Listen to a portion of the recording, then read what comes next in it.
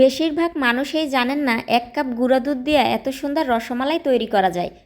প্রথমেই 1 কাপ গুঁড়া দুধ নিয়ে নিলাম, এরপর দিয়ে দিলাম হাফ চামচ বেকিং পাউডার আর 1 চামচ সয়াবিন তেল।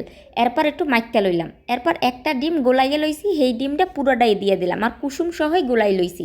সুন্দর করে একটা ডো তৈরি করবেন। এরকম ডো তৈরি করার পরে 10 মিনিট লেগে ডাক্কে থিবেন।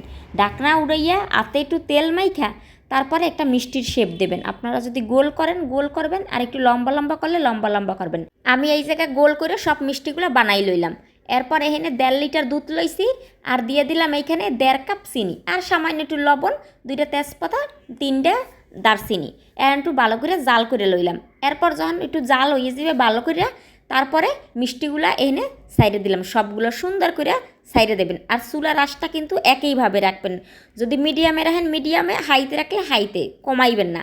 এরপরে ডাক্কে দিলাম। দেখেন ডাকনা উড়াইয়েই কিন্তু মিষ্টিটা একদম ফুইলা গেছে, দেখছেন কত সুন্দর করে মিষ্টিটা কিন্তু একদম হইয়া গেছে। আপনারা যারা পারফেক্টভাবে এরকম বাসায় রসমালাই তৈরি করতে পারেন, আমার দেখা দেখি এই রেসিপিটা তৈরি করেন, দেখবেন সুন্দর করে হইয়া যাইবে, কোনো অভিযোগই দিতে পারবেন না।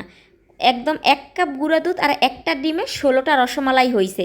কার কয়টা হয়েছে অবশ্যই কিন্তু আমার কমেন্ট করে জানাইবেন, আর বাসায় রসমালাই তৈরি করে খাইবেন।